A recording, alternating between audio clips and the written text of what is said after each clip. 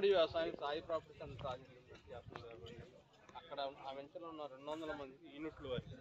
పావు ఎకరం ఉన్న వాళ్ళకి 1000 రూపాయలు ఇస్తే, ఉదాహరణ మీకు అర్థం తేలిగ్గా అర్థం 1000 రూపాయలు ఇస్తే ఒక యూనిట్, అది అర ఎకరం ఉంటే 2 యూనిట్లు 2000 ఇస్తే, 30 ఎకరం 3000, ఎకరం అయితే 4000, అలా అందరికి సమానం. మళ్ళీ కట్ చేస్తే మళ్ళీ అందరికీ డబ్బు. ఇక్కడ భూమే సపరేట్ రిజిస్ట్రేషన్. పంట మీద ఏ వెంచర్కి ఆ వెంచర్ SKG 41, ఇప్పుడు SKG 4, ఏ వెంచర్లో కట్ చేస్తే ఆ వెంచర్లో కస్టమర్కి డబ్బులు ఇస్తారు. ఒకటిలో వాళ్ళకి రెండిట్లో 3ఇట్లో, ఏ వెంచర్కి ఆ వెంచర్. అర్థమైందండి. ఇదంతా మనకి 2030 కల్లా మన ఫ్యాక్టరీ పెడుతుంది. మన కలప మన ఫ్యాక్టరీకి వెళ్ళుద్ది. అర్థమైందా? ఆ కలప నుంచి ప్రోడక్ట్ తయారు చేస్తాం. మనం 7 ఇయర్స్ అయిన తర్వాత ఇన్సూరెన్స్ చేస్తాం. ఇన్సూరెన్స్ చేసినప్పుడు పావు ఎకరానికి ఒక 20,000 కట్టాల్సి పడితే 50-50. ఇన్కమ్ అయితే 60-40 ఇస్తున్నాం, మనకి ఇన్సూరెన్స్ అయితే 50-50 చేసి మనకు అప్పుడు సొసైటీ చేస్తాం. మనకి 10,000 ఎకరాలు మినిమం టార్గెట్. పెద్ద సొసైటీ ఒకటి ఉంటుంది. ఏ వెంచర్కి ఆ వెంచర్ బ్రాంచ్ సొసైటీ ఉంటుంది. SKG 1, SKG 2 అలా పెంచుకోండి. ఇప్పుడు SKG 41 ఉందండి. 41 సొసైటీ మీకు 7 ఇయర్స్ తర్వాత వస్తుంది. ఆ సొసైటీలో ఏం చేస్తామంటే కస్టమర్లకి లాస్ట్ 3 ఇయర్స్ ప్రతి సంవత్సరం సొసైటీ మెంబర్షిప్ కోసం ప్రతి కస్టమర్ ఒక 600 కట్టాలి. సంవత్సరం వాళ్ళకి ఐడెంటిటీ కార్డులు, సొసైటీ మెంబర్షిప్ ఇచ్చి ఇన్సూరెన్స్ చేసి వాళ్ళకి మీటింగ్లో లాస్ట్ ఇయర్ సొసైటీలో కస్టమర్లను ఒక 6 డైరెక్ట్లు తీసుకుంటారు.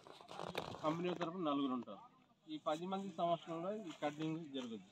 మన కటింగ్ ఎలా జరుగుద్ది అంటే, మనకి ఫ్యాక్టరీ పెడుతున్నాం, సైంటిస్టులు ఉంటారు మన దగ్గర. సైంటిస్టులు అట్లా నంబరింగ్ వేసేస్తారు.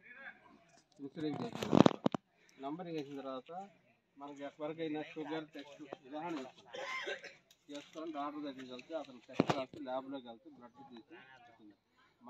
మన సైంటిస్టులు కూడా తయారైన 12 సంవత్సరాలు పూర్తయిన తర్వాత ఈ సొసైటీ వాళ్ళ సంవత్సరంలో టెస్ట్ దగ్గరికి వెళ్ళి చిన్న తీసి ల్యాబ్లో టెస్ట్ చేసి అది ఏ గ్రేడా, బి గ్రేడా, సి గ్రేడా వస్తుంది. ఆ గ్రేడ్ ప్రకారం మనం కట్ చేసి ఆ రోజు మార్కెట్ రేట్ ప్రకారం గవర్నమెంట్ రేట్ మార్కెట్ మనం టన్నేజ్ వెళ్ళిపోతూ ఉంటాం. సొసైటీ వాళ్ళు మొత్తం కస్టమర్కి మీ వెంచర్లో ఇన్ని టన్నులు అమ్మాం, ఈ గ్రేడ్ వచ్చింది, ఇంత ఇన్కమ్ వచ్చింది, మీ పావు ఎకరానికి ఎంత అంటే 1 యూనిట్కి ఇంత, 2 యూనిట్లకి ఇంత, 4 యూనిట్లకి ఇంత మీ అకౌంట్లో తీసాం, కస్టమర్కి ఎంత తీసాం అని మీ అకౌంట్ ట్రాన్స్ఫర్ మెసేజ్లో వస్తాం. ఇప్పుడు ఇందులో రిజిస్ట్రేషన్ అయిన 10-20 రోజులకి మనకి టెలిగ్రామ్ మెసేజ్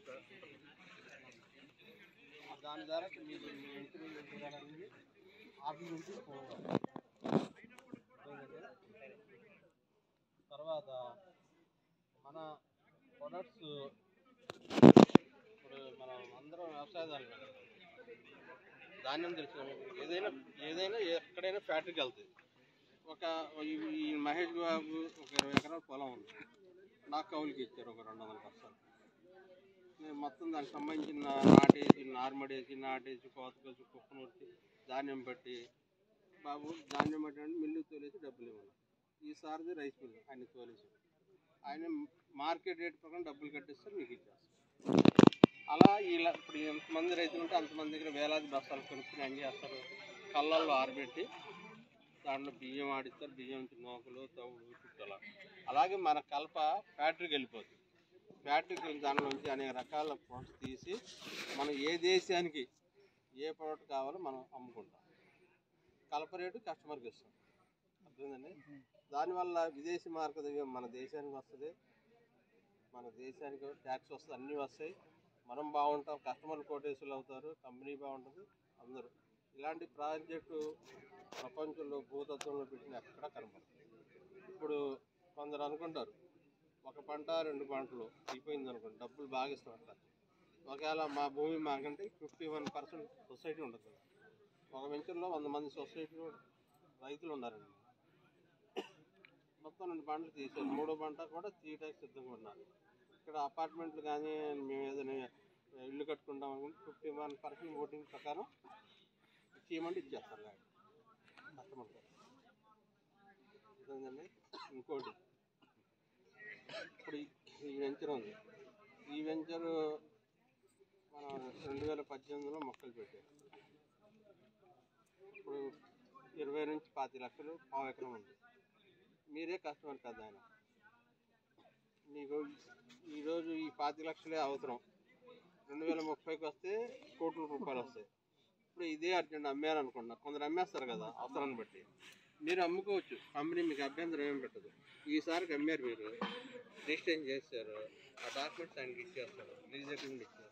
ఆ లీజ్ అగ్రిమెంట్ తీసుకొచ్చేసి కంపెనీ ఇస్తే మీరు క్యాన్సిల్ చేసేసి ఆయన కొత్తగా లీజ్ అగ్రిమెంట్ 2030 కట్టిన తర్వాత ఆ ఇన్కమ్ వాళ్ళకి.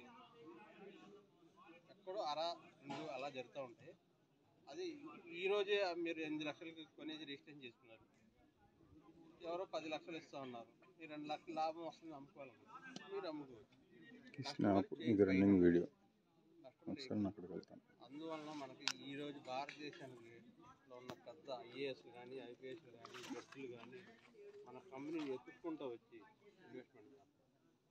మన వెంచర్ ఇప్పుడు కూడా 42 కూడా వచ్చేవాళ్ళు, డబ్బులు కట్టేవాళ్ళు అలా ముందుకు వెళ్తున్నారు. ఇప్పుడు గెస్ట్ హౌస్ చూశారు, లైవ్ చూశారు కదా, ఇది కస్టమర్ల కోసం కట్టిన గెస్ట్ హౌస్.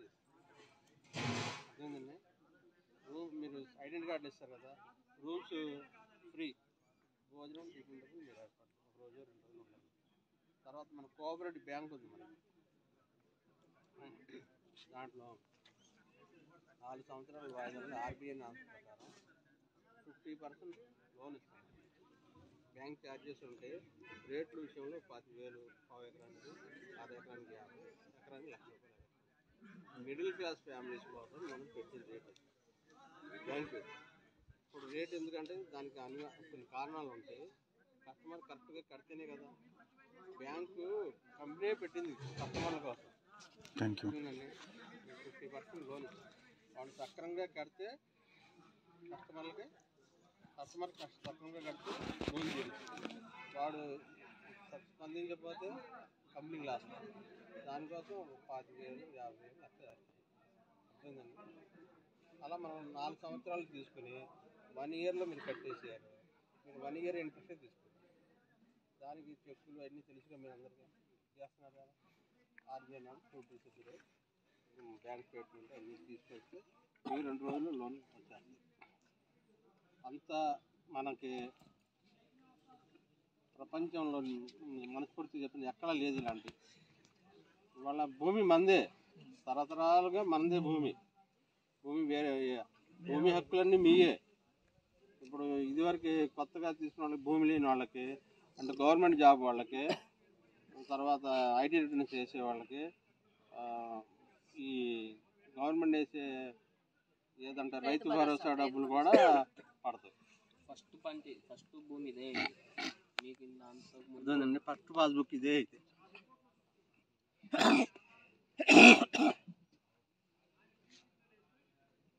అర్థమైందండి.